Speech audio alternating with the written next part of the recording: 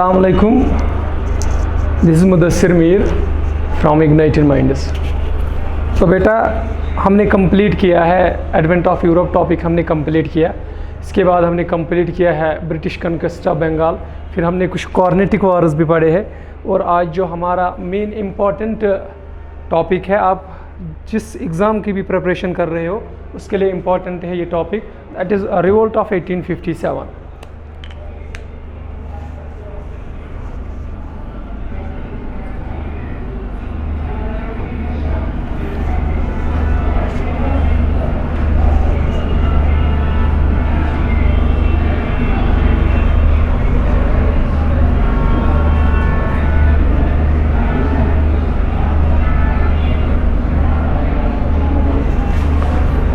Revolt of 1857।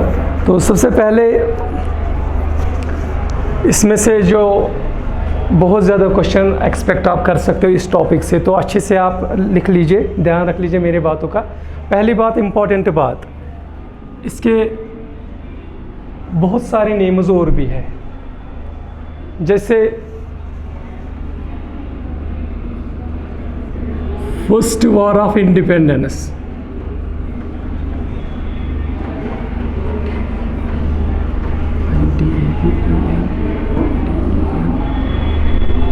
Revolt of 1857 also known as first war of independence. किस बंदे ने कहा था? वीडी सावरकर ने कहा था।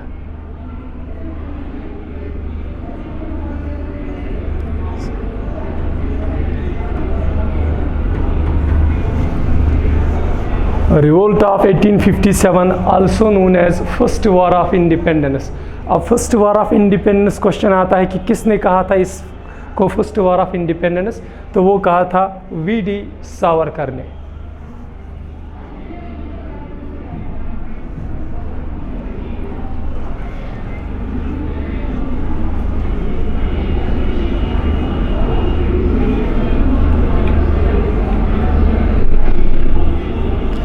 सिपाही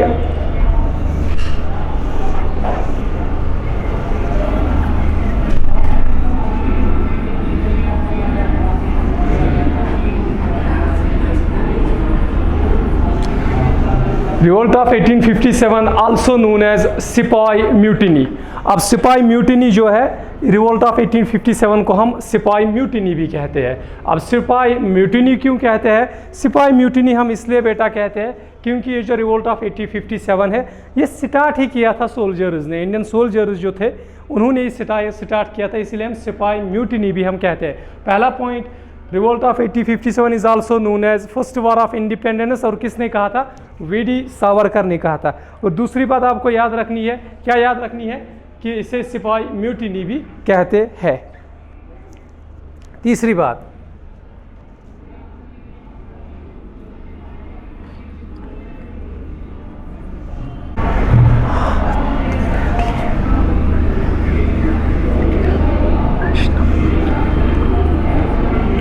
तो बेटा revolt of 1857 is also known as partly national वार।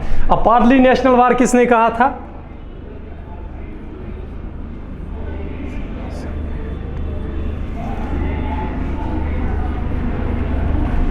तो आरसी मोजिमदार ने कहा था रिवोल्ट ऑफ 1857 को, क्या कहा था? पार्टली नेशनल वार।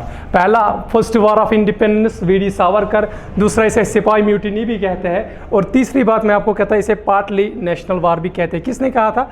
आरसी मोजिमदार ने कहा था। अब एक और पॉइंट, इसका स्लोगन क्या था?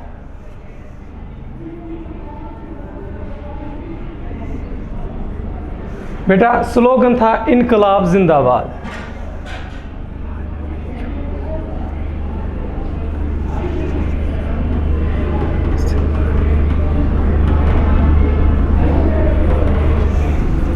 इनकलाब जिंदाबाद। रिवोल्ट ऑफ 1857 का स्लोगन क्या था? तो स्लोगन था इनकलाब जिंदाबाद। अब ये स्लोगन दिया किसने? यहाँ पे कंफ्यूजन है बेटा, यहाँ पे आप अच्छी तरह से ध्यान रख लीजिए। इनकलाब जिंदाबाद ये जो है, ये स्लोगन किसने? रिवोल्ट ऑफ 1857 का स्लोगन था, लेकिन दिया किसने? दिया था ये हसरत मोहानी ने।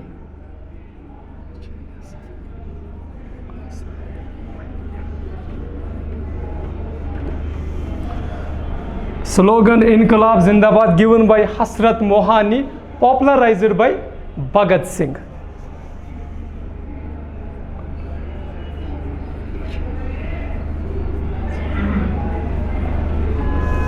Popularized by Bhagat Singh. Inqilab Zindabad slogan given by Hasrat Mohani, but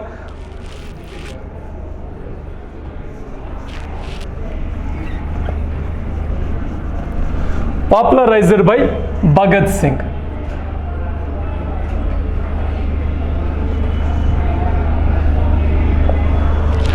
इसके बाद आपको याद क्या रखना है, इसका सिंबल क्या था।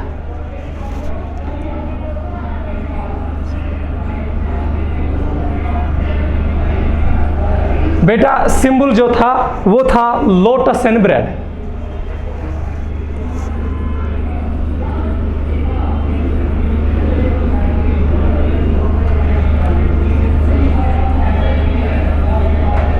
तो ये जो स्लाइड मैंने यहाँ पे लिखा है, इसमें से क्वेश्चन आपके आ सकते हैं, क्योंकि ये सारा का सारा फैक्चुअल है। इसको आप लिख लीजिए, क्योंकि यहाँ से आपके क्वेश्चन आ सकते हैं। इसका जो स्लोगन था वो था इनकलाब जिंदाबाद given by Hasrat Mohani but popularized by Bhagat Singh, and third one is symbol था इसका लोटस एंड ब्रेड।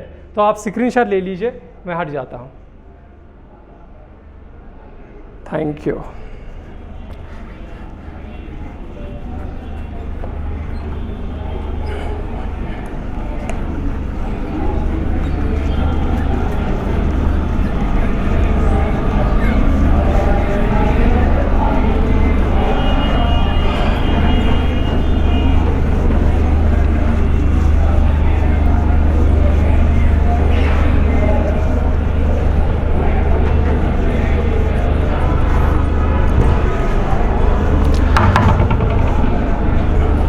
अब ये रिवोल्ट जब हो रहा था, रिवोल्ट के टाइम पे ब्रिटिश का प्राइम मिनिस्टर कौन था?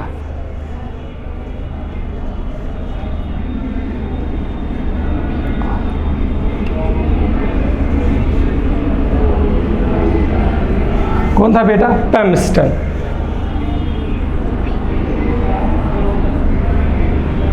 पैमस्टन वो बंदा था जब रिवोल्ट ऑफ 1857 के टाइम पे ये ब्रिटेन का प्राइम मिनिस्टर था। दूसरी बात, जब रिवोल्ट ऑफ 1857 हो रहा था तो क्वीन कौन थी इंग्लैंड की?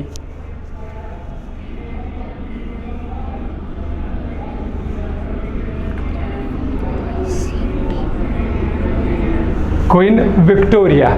जब रिवोल्ट हो रहा था, ब्रिटेन का प्राइम मिनिस्टर था पैमस्टन और क्वीन कौन थी? Victoria sorry.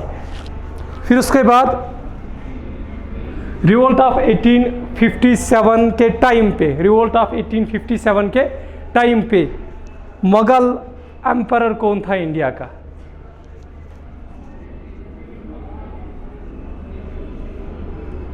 कौन था बेटा? वो था बहादुर शाह जफर।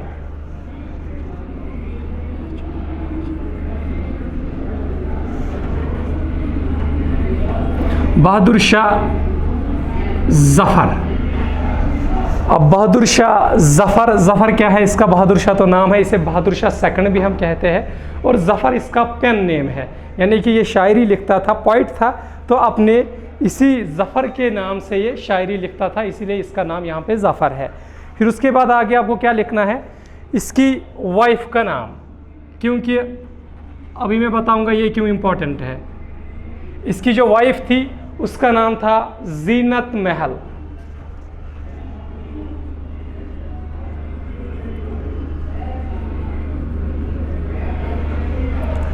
बहादुर शाह जफर की जो वाइफ थी उसका नाम था जीनत महल।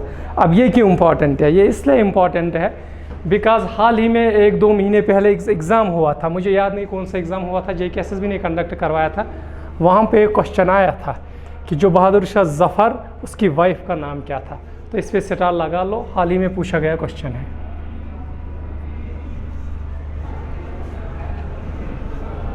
उसके आगे ये बहुत बूढ़ा था खुद बहादुर शाह जफर जब रिवोल्ट ऑफ 1857 हो रहा था। इसका कमांडर था जिसका नाम था भगत खान।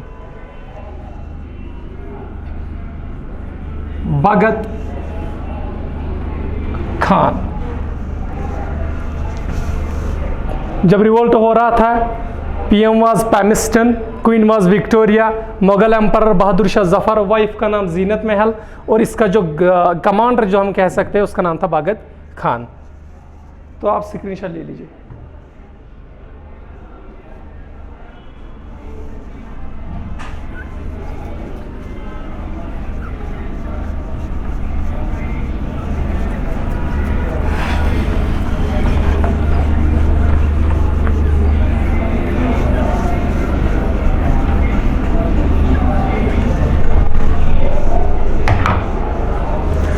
अब रिवोल्ट ऑफ 1857 के टाइम पे कुछ बुक्स भी लिखी गई थी, उसके टाइम के बाद भी कुछ बुक्स लिखी गई थी, इस दौरान के भी कुछ बुक्स लिखी गई थी।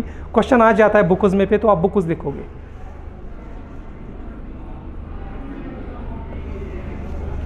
पहली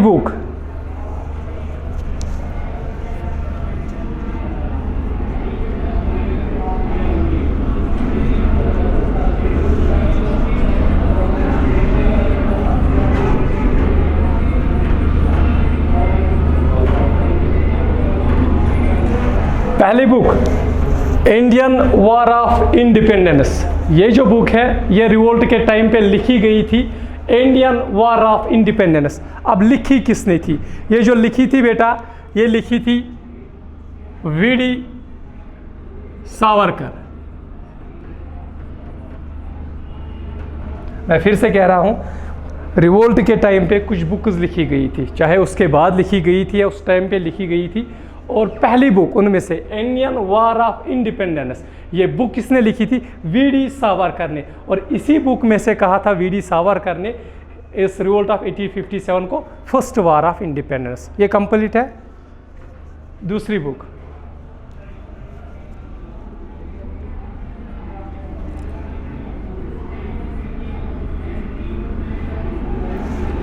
दूसरी बुक जो है इसका नाम ही 1857 है। दूसरी जो बुक है इसका नाम ही 1857 है। अब ये बुक जो है ये लिखी किसने थी? तो नाम था एस एन सिन।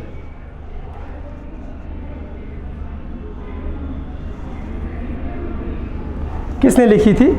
एस एन सिन ने। ये बेटा वो बुक है जो जब इंडिपेंडेंस हुई थी, जब इंडिया आज़ाद हुआ था, उसके बाद ये लिखी गई थी, और ये स्पॉन्सर्ड की थी। स्पॉन्सर्ड बोले तो इस पर खर्चा लगाया था इंडियन गवर्नमेंट ने। तो बुक है 1857। किसने लिखी थी? एस एन सिन ने लिखी थी। और एस एन सिन के बाद जो बुक आती है वो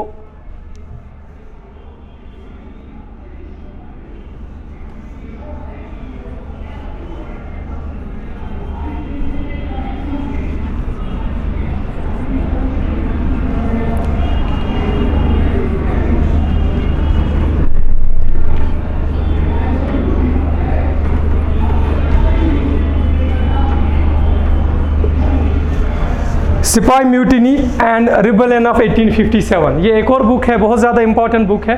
ये लिखी थी आर.सी. मौजूमदार ने।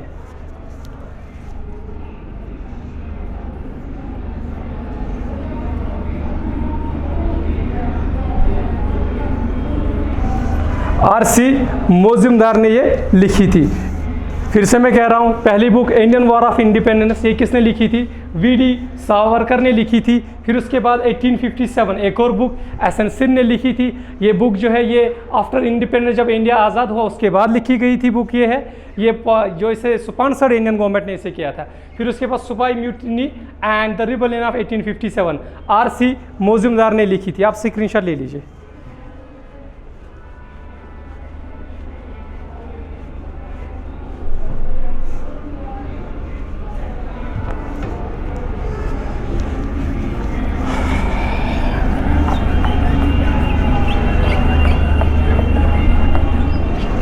यहाँ पे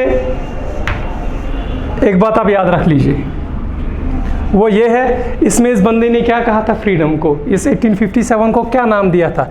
इसने बोला था ए फ्रीडम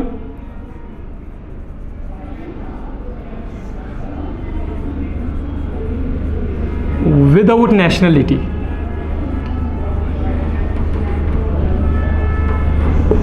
अब यहाँ से क्वेश्चन आ सकता है कि किस बुक में ये लिखा गया था कि फ्रीडम विदाउट नेशनलिटी किस बंदे ने कहा था? एस.एन. सिंह ने कहा था इसी बुक में 1857 में। क्या कहा था रिवोल्ट ऑफ 1857 को? ए freedom without nationality.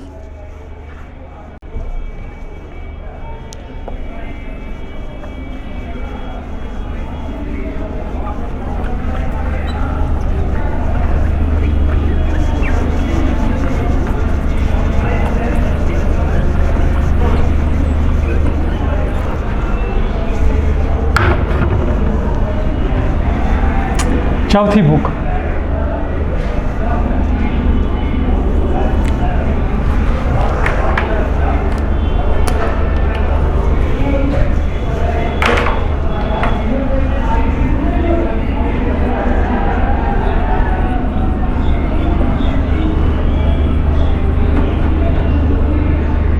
The great rebellion. एक और बुक रिलेट है किसके? रिवोल्ट ऑफ 1857 के। किसने लिखी थी? अशोक मेहता ने लिखी थी।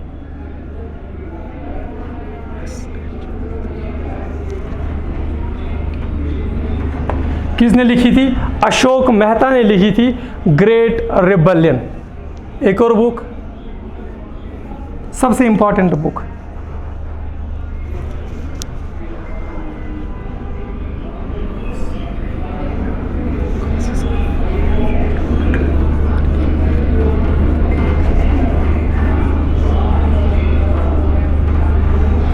Causes of revolt of 1857। एक और बुक है काजेज ऑफ रिवोल्ट ऑफ 1857, इसका एक और नाम है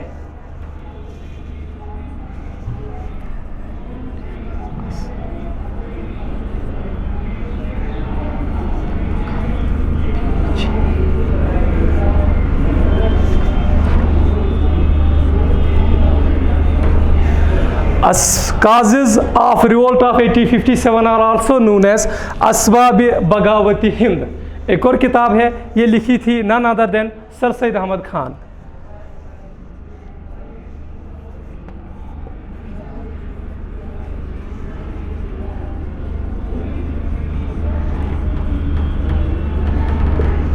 सर सैयद अहमद खान। पहली book the great rebellion, Ashok Mehta. Second one I think fifth one is causes of revolt of 1857, और इसी बुक का एक और नाम है असबाब बगावती हिंद। और ये जो बुक है ये किस बंदे ने लिखी थी?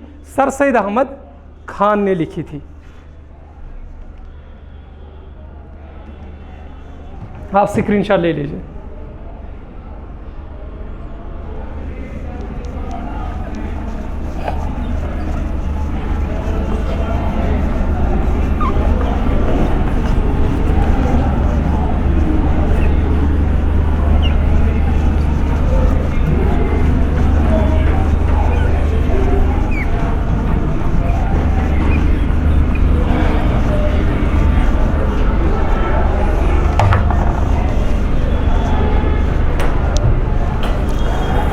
तो बेटा यहाँ तक मैंने आपको जो पढ़ाया है ना, ये है फैक्चुअल चीज़ें, और आपके जेके एसएसबी में यहीं से क्वेश्चन आते हैं। एक और स्लाइड में पढ़ाऊँगा और जिनमें वो प्लेसेस और लीडर्स आपको बताऊँगा, वहाँ से भी क्वेश्चन आ सकते हैं। अब मैं जो आपको बताने जा रहा हूँ वो है काजेज़।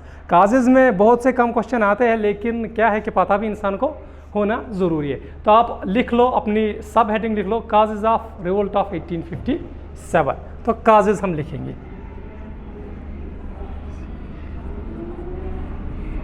काजेज़, अगर मैं आपको बता दूं कितने काजेज़ है तो 1 घंटा से ज़्यादा मुझे लगे। इतने ज़्यादा काजेज़ है इस रिवोल्ट ऑफ 1857 के, बहुत ज़्यादा काजेज़, चाहे पॉलिटिकल काजेज़ हो, इकोनॉमिक काजेज़ हो, रिलीजियस काजेज़ हो, सोशल काजेज़ हो, बहुत सारे काजेज़ थे रिवोल्ट ऑफ 1857 के। लेकिन हम कुछ मोटे मोटे काजेज़ पढ़ेंगे। और इससे पहले मुझे एक क्वेश्चन याद आया यहाँ पे, अगर आपसे पूछा जाए कि पहला आर्मी रिवोल्ट कौन था, अगर आपसे पूछा जाए, आपकी चलो आप मान लो आप कल एग्ज़ाम दे रहे हो, वहाँ आपका हिस्ट्री का क्वेश्चन दिख रहा है कि आप बताइए पहला आर्मी रिवोल्ट कौन था, तो क्या आप रिवोल्ट ऑफ 1857 दे देंगे? ऐसा करोगे तो फेल हो जाओगे। क्या करना है आपको, पहला जो आर्मी रिवोल्ट था वो कब हुआ था?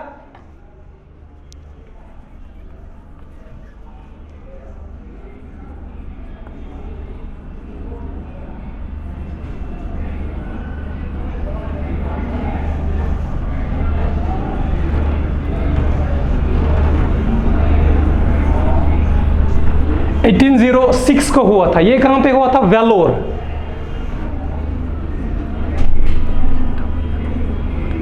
ये वेलोर कहां पे है? ये वेलोर है तमिलनाडु में।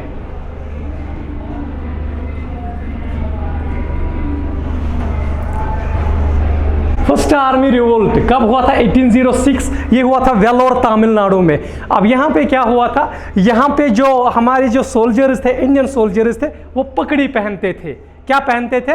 वो पगड़ी पहनते थे। और यहाँ पे अंग्रेजों को थोड़ी बहुत प्रॉब्लम हुई पगड़ी से। उन्होंने सोल्जर्स को कहा कि आप पगड़ी उतारिए, आप हैट पहन लीजिए, हैट और कैप। अब वो जो हैट और कैप जो थी ना, वो किसकी बनी थी? वो बनी थी किसकी? फैट की। अब किस फैट की? काऊ और पिग की फैट की। मैं रिवोल्ट ऑफ 1857 का इमीडिएट काज नहीं बता रहा हूँ, मैं वेलोर के बारे में बता रहा हूँ। वो बनी थी इस पिग, जो पिग और काऊ है, इसकी फैट की बनी थी। अब मुस्लिम हो गए तो पिग थोड़े पहनेंगे, अब हिंदू होंगे तो काऊ का फैट थोड़े पहनेंगे। तो यहाँ पे पहला रिवोल्ट हुआ था, फर्स्ट आर्मी रिवोल्ट कहाँ पे हुआ था? 1806 में हुआ था। शायद 10 मई है, ये एग्जैक्टली मुझे पता है 10 मई है, याद नहीं आ रहा है। तो वेलोर में हुआ था, तमिलनाडु में ये हुआ था। और ये आपसे क्वेश्चन पूछा जा सकता है, तो इसके बारे में आप ज़्यादा ध्यान दीजिए।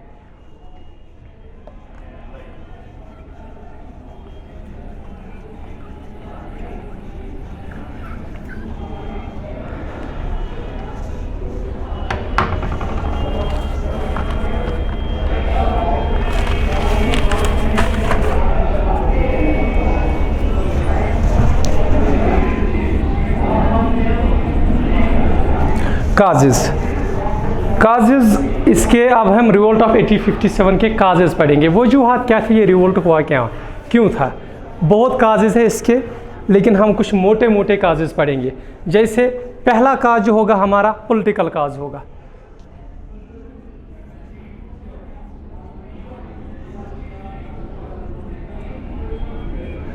पहला पॉलिटिकल काज में हम पढ़ेंगे क्या? हम पढ़ेंगे डॉक्ट्रिन ऑफ लैप्स।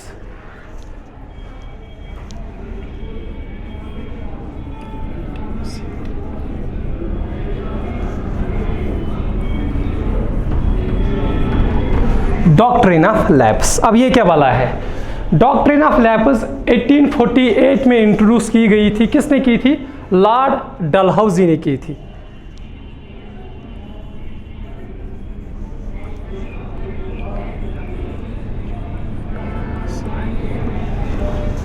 पहला पॉलिटिकल काज क्या है? Doctrine of lapse. अब डॉक्ट्रिन ऑफ लैप्स किस बंदे ने इंट्रोड्यूस की? वायसराय था यहाँ का, लॉर्ड डलहौजी ने। अब ये क्या था?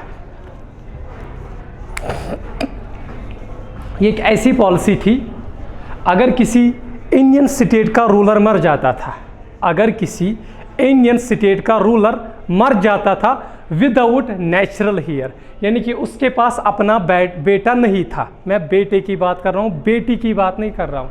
कोई रूलर मर गया किसी स्टेट का और उसके पास अपना बेटा नहीं था, और अब ये जो थी स्टेट, ये ब्रिटिश क्राउन में चली जाती थी। यानी कि कोई रूलर मर गया, उसका अपना बेटा नहीं था, और ये जो स्टेट कहाँ जाएगी? ये जाएगी ब्रिटिश क्राउन में। यानी कि adopted son are not acceptable, adopted son acceptable नहीं थे। तो यहाँ पे किस रिवोल्ट, किस बंदे ने इसके खिलाफ आवाज उठाई? नाना साहिब।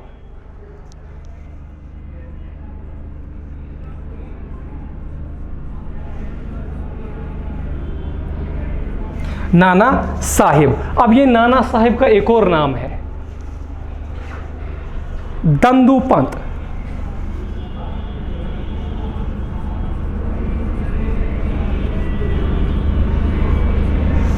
इसके खिलाफ जब डॉक्ट्रिन ऑफ लैप्स इंट्रोड्यूस की लॉर्ड डलहौजी ने, तो इसके खिलाफ जो आवाज़ उठाई वो किसने उठाई? नाना साहिब ने, जिसका एक और नाम है दंदू पंत। अब ये कौन था? ये था adopted son, adopted son Peshwa Bajirao second.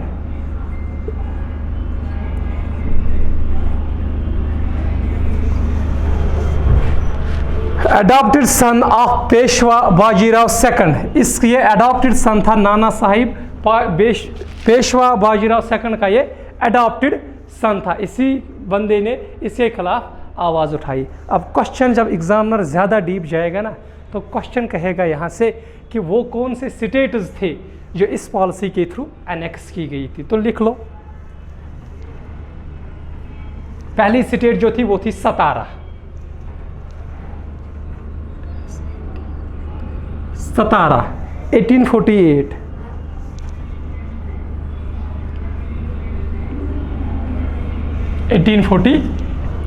दूसरी थी जेतपुर,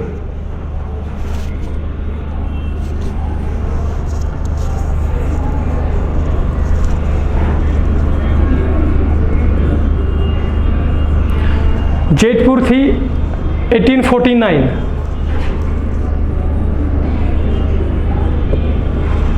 तीसरी थी संबलपुर,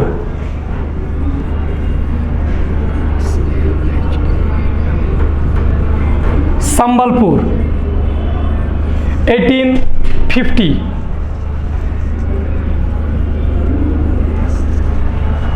और चौथी थी उदयपुर,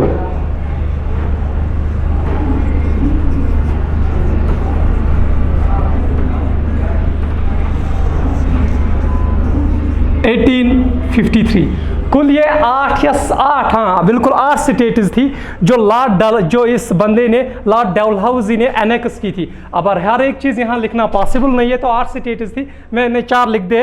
एक था सतारा, पहली सतारा 1848, जेतपुर 1849, संबलपुर 1850 एंड उदयपुर 1853। एक और थी जैसे झांसी थी, जैसे बगद थी, ये कुछ स्टेट्स थी जो इस पॉलिसी के थ्रू एनेक्स की गई थी। अब एक और काज पढ़ेंगे हम, पॉलिटिकल काज ही है, इसको लिख लीजिए आप।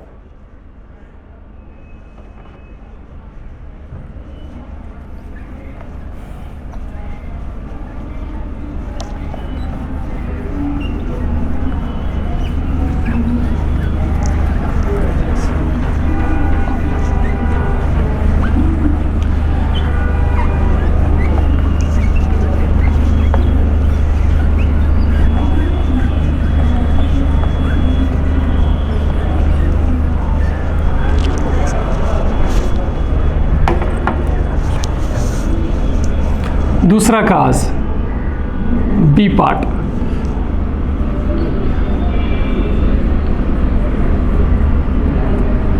Annexation of Awadh.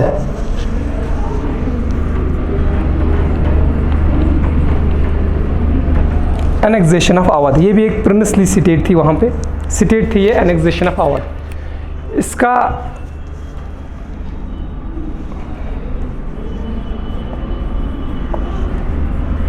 वाजिद अली शाह, ये वाजिद अली शाह क्या था?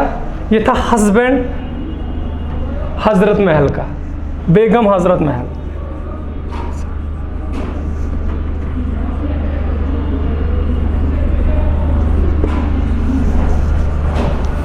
एनेक्सेशन ऑफ अवध, जो यहां पर वाजिद अली शाह था, ये हस्बैंड था किसका?